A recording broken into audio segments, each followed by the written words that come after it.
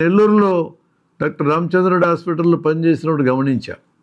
అక్కడ ఎక్కువ మంది డాక్టర్లు, జూనియర్ డాక్టర్లు సర్జరీ ఛాన్సెస్ కోసం చాలా కాంపిటీషన్లు ఉండేవాళ్ళు. దాదాపు 20 మంది ఉండేవాళ్ళు నేను వెళ్ళినప్పుడు. నేను గమనించా అది. అదే కాంపిటీషన్ లేని ఏరియా ఏందని చూశాను నేను. అసిస్టెంట్స్కి వెళ్ళడానికి ఎవ్వడికి ఇంట్రెస్ట్ ఉండేది కాదు. నేను అసిస్టెంట్స్ విపరీతంగా చేశాను. అందరు సర్జన్స్కి అసిస్ట్ చేశాను. దానివల్ల నాకు వచ్చిన ప్రయోజనం ఏంది?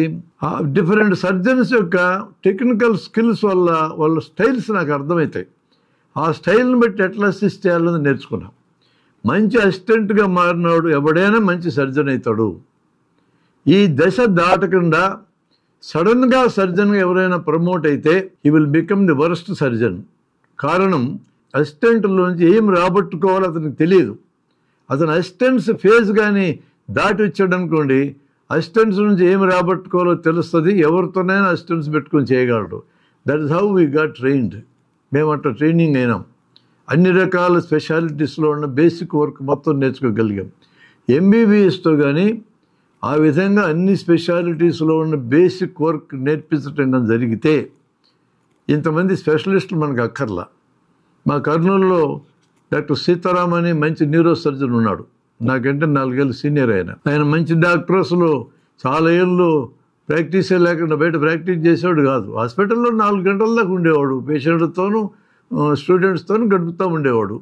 చివరి రోజుల్లో ఆయన ప్రైవేట్ ప్రాక్టీస్ పెట్టాడు. సరే, ఆయన కంపల్షన్స్ ఏంటో మనకు తెలియదు. దాదాపు మధ్యాహ్నం హాస్పిటల్ పని అయినాక 2 గంటలకు వెళ్ళి రాత్రి 11 గంటల దాకా చూసేవాడు. నేను ఒకసారి వెళ్ళి ఆయన్ని కలవడానికి వెళ్ళా క్యాజువల్గా. ఏం సార్ ఎంతమందిని చూస్తావు నువ్వు రోజుకన్నా? 70-80 మందిని చూస్తాను బ్రహ్మారెడ్డి అన్నాడు. ఏమేం కేసులు వస్తాయి సార్ నీ దగ్గరికన్నా? తలనొప్పులు, మెడ నొప్పులు, నడువు నొప్పులు, ఇవన్నీ నువ్వెందుకు సార్ చూడటం? మేము చూస్తాం కదా. నడువు నొప్పి వచ్చి ఆపరేషన్ చేయాలంటే నువ్వు చూసుకోవాలా, మెడ నొప్పికి ఆపరేషన్ నువ్వు చూసుకోవాలా.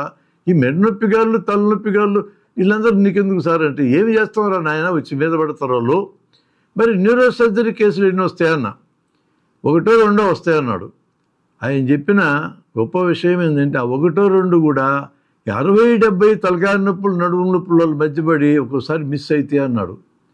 Is this the way we have to use the specialist in this country?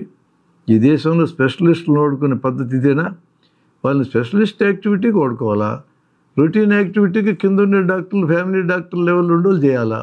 అసలు ఫ్యామిలీ డాక్టర్ కన్సెప్టే మనం మెడికల్ కాలేజ్లో నేర్పించకపోతే అదే బ్రిటన్ వెళ్ళండి, అమెరికా వెళ్ళండి, స్కాండినేవియన్ దేశాలు వెళ్ళండి, వెస్ట్ యూరోప్లోకి వెళ్ళండి, ప్రతి దేశంలో ఫ్యామిలీ డాక్టర్ కన్సెప్ట్ ఉంది. వాళ్ళు బేసిక్ డిగ్రీ తీసుకున్న తర్వాత if they want to go they opt for family doctor వెళ్ళొచ్చు. దాంట్లోకి వాళ్ళు ఫ్యామిలీ డాక్టర్కి ఇతర స్పెషలిస్టులకు ఉండేంత గౌరవం ఉంటుంది. ఏ రోగి కూడా ఫ్యామిలీ డాక్టర్ని టచ్ చేయకుండా స్పెషలిస్ట్ దగ్గరికి వెళ్ళడానికి లేదు అక్కడ. అది ఎంత అద్భుతంగా ఉంటుందంటే నేషనల్ హెల్త్ సర్వీస్ అని ఉంది బ్రిటన్లో, గవర్నమెంట్ సర్వీస్ అది. జ్వరం వచ్చిందని ఎవరైనా ఆయన పరివ్యూలో ఉన్న 100-150 కుటుంబాల్లో ఎవరైనా ఫోన్ చేసి చెప్తే, అంటే ఫ్యామిలీ డాక్టర్కి 100 నుంచి 150 కుటుంబాలు ఉంటాయి. కుటుంబంలో ఉండే భార్యాభర్త పిల్లలు అందరూ వ్యక్తిగతంగా తెలిసి ఉంటుంది డాక్టర్కి. దట్ ఈస్ ద లింక్ వాళ్ళకి.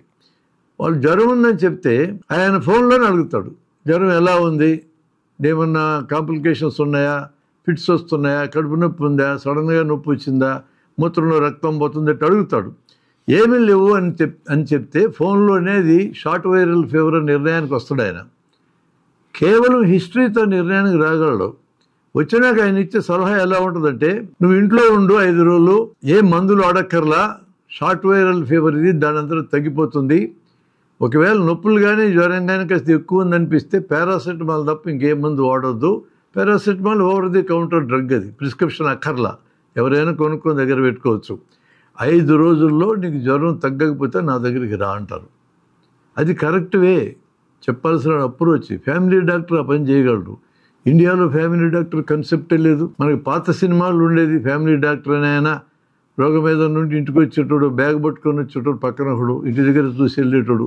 ఇంటి దగ్గర చూడమని నేను ఇప్పుడు రికమెండ్ చేస్తున్నాను, మీరేమనుకోవద్దు, కానీ అటు చూసేటోళ్ళు ఎవరు లేరు ఇప్పుడు. కానీ ఫ్యామిలీ డాక్టర్ కన్సెప్ట్ చాలా అవసరం ఈ దేశానికి.